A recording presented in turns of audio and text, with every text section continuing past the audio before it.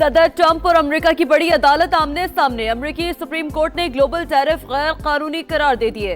3-6 سے اکثریتی فیصلہ ٹرمپ انتظامیہ کے لیے بڑا challenge.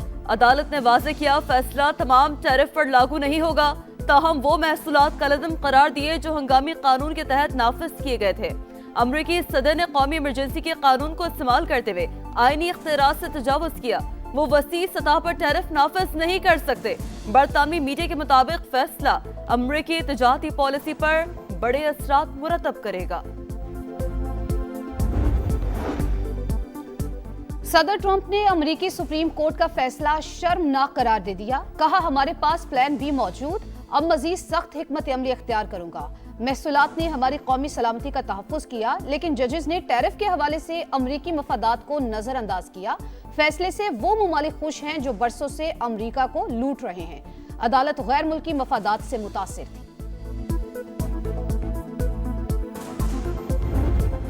We're either going to get a deal or it's going to be unfortunate for them. And you said today 10 days. Give them a deadline firm to make a deal? I would think that would be enough time, 10-15 days, pretty much maximum. مشرقی وسطی کا امن پھر خطرے میں. امریکی صدر نے ایران کو 10 سے 15 دن کا الٹیمیٹم دے دیا. کہا تہران کے ساتھ معاہدہ ہوگا یا پھر انہیں انتہائی سنگین نتائج کا سامنا کرنا پڑے گا. جوہری پروگرام روکنے سے متعلق جواب دینے سے گریز. صدر ٹرمپ ایران کے خلاف محدود فوجی کارروائی پر سنجیدگی سے غور کر رہے ہیں. امریکی اخبار کا دعویٰ سرکاری اور جوہری اہداف کو نشانہ بنایا جا سکتا ہے. حملہ ہوا تو خطے میں دشمن کے تمام اڈے اور تنصیبات ہدف ہوں گی. ایران نے اقوام متحدہ کو آگاہ کر دیا. جارحیت کی صورت میں سخت جواب کا اعلان.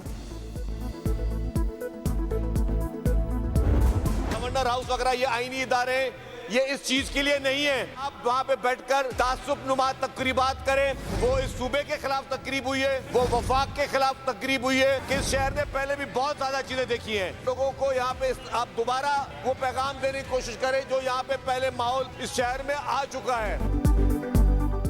گورنر ہاؤس کی تقریب میں تعصب کی انتہا. صوبہ سندھ اور وفاق کے خلاف گفتگو قابل مذمت. پیپلز پارٹی کا پارا ہائی. گورنر ہاؤس اور آئینی ادارے تعصب نما تقاریر کے لیے نہیں بنے. کراچی پہلے ہی یہ ماحول دیکھ چکا، مزید متحمل نہیں ہو سکتا. سندھ ایک تھا، ایک ہے اور ایک رہے گا. شرجیل میمن کی گرج برس. سعید غنی نے کہا سندھ میں لسانی بنیادوں پر کام کرنے والے متحرک ہو چکے. گورنر ہاؤس میں جو پروگرام ہوا اس سے حالات متاثر ہو سکتے ہیں. کچھ وفاقی وزراء نے بھی لوگوں کو اکسایا. اگر میں سیاست کرنے پر آؤں تو میں وہ باتیں کر سکتا ہوں کہ مجھے تو سننے کے بعد نیند آ جاتی ہے، بہت سو کی نیندیں اڑ جائیں گی.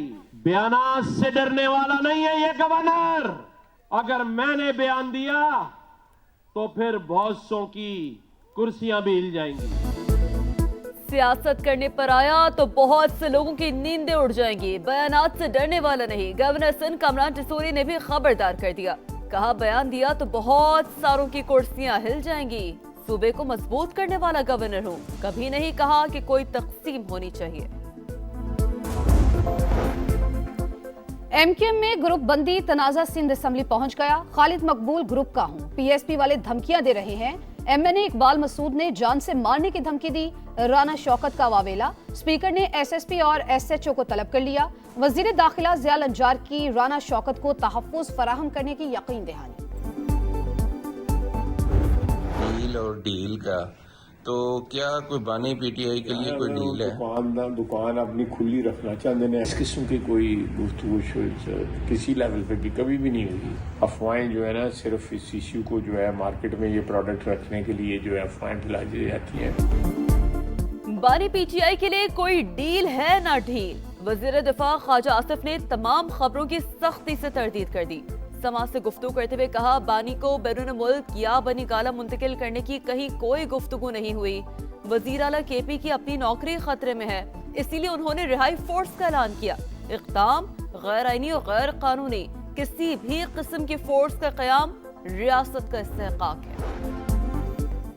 حکومت سے کوئی ڈیل نہیں ہو رہی. بانی کے علاج کے حوالے سے رابطہ ہوا. اسپتال منتقل کر کے علاج کرایا جائے. تحریک انصاف موقف پر ڈٹ گئی. سما سے گفتگو کرتے ہوئے اسد قیصر کا کہنا تھا حکومت بات کر کے پیچھے ہٹ جاتی ہے. رہائی کے لیے فورس کا قیام ایک تجویز ہے. ابھی کوئی حتمی فیصلہ نہیں ہوا. بانی پی ٹی آئی کے لیے کوئی ڈیل ہے نہ ڈھیل، وزیر دفاع خواجہ آصف نے تمام خبروں کی سختی سے تردید کر دی۔ سماج سے گفتگو کرتے ہوئے کہا بانی کو بیرون ملک یا بنی گالہ منتقل کرنے کی کہیں کوئی گفتگو نہیں ہوئی۔ وزیر اعلیٰ کے پی کی اپنی نوکری خطرے میں ہے، اسی لیے انہوں نے رہائی فورس کا اعلان کیا۔ اقدام غیر آئینی اور غیر قانونی، کسی بھی قسم کی فورس کا قیام ریاست کا استحقاق ہے۔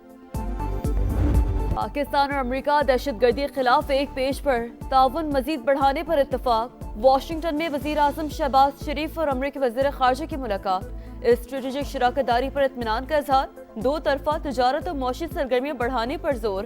مارکو روبیو کا غزہ بورڈ کی حمایت پر پاکستان سے اظہار تشکر۔ وزیر اعظم کی دیگر عالمی رہنماؤں سے ملاقاتیں، شہباز شریف کی بحرین کی فرما رواں، آذربائیجان، ازبکستان، قازقستان اور انڈونیشیا کے صدور سے بات چیت، اہم بین الاقوامی اور علاقائی امور پر گفتگو، غیر رسمی گرم جوشی کا مظاہرہ۔ وزیر اعظم سے United States International Development Finance Corporation کے چیف ایگزیکٹو بھی ملے، پاکستان میں سرمایہ کاری بڑھانے میں دلچسپی کا اظہار کیا۔ پاکستان میں معاشی استحکام آئی ایم ایف نے تسلیم کر لیا۔ 14 سال میں پہلی بار کرنٹ اکاؤنٹ سرپلس خوش آئند قرار۔ بنیادی سرپلس پروگرام کے مطابق تھا۔ ملک میں مہنگائی مجموعی طور پر قابو میں رہی۔ مالیاتی ادارے کے پروگرام کے مطابق پاکستان نے اصلاحات کی۔ حکومتی پالیسی سے معیشت کو استحکام ملا۔ Director communications I M F Julie Kozack کی پریس بریفنگ، کہا آئی ایم ایف کا وفد 25 فروری سے پاکستان کا باضابطہ دورہ کرے گا۔ ای ایف ایف پروگرام کے تیسرے جائزے پر بات ہوگی۔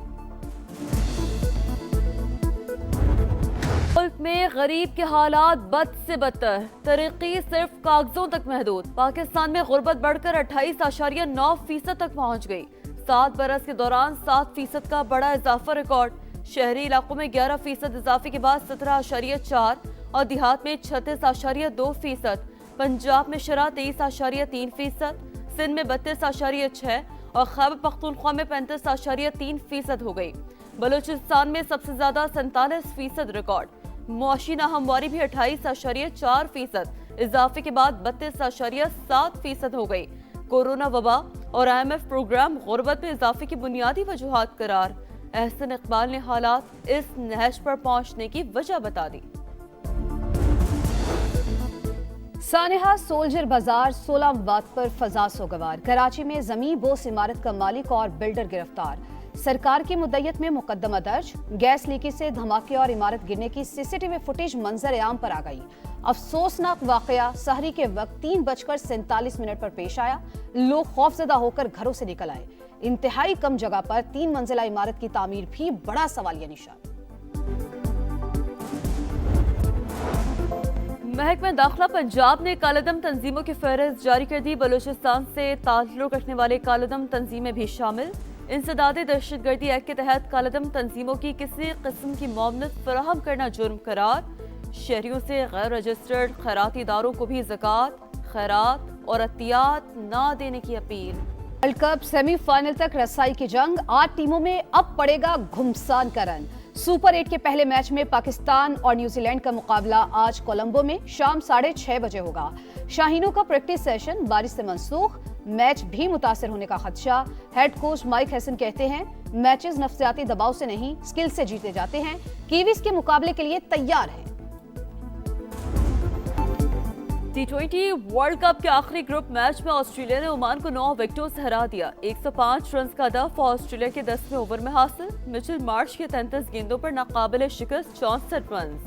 ایڈم زیمپا کے شکار، عمان اور آسٹریلیا دونوں ایونٹ سے باہر۔ پاکستان اور بنگلہ دیش کے میچز کی تاریخوں میں رد و بدل۔ ورلڈ کپ کے بعد قومی ٹیم 3 ون ڈے میچز کے لیے 9 مارچ کو بنگلہ دیش پہنچے گی۔ پہلا ون ڈے 11، دوسرا 13 مارچ اور تیسرا ون ڈے 15 مارچ کو ہوگا۔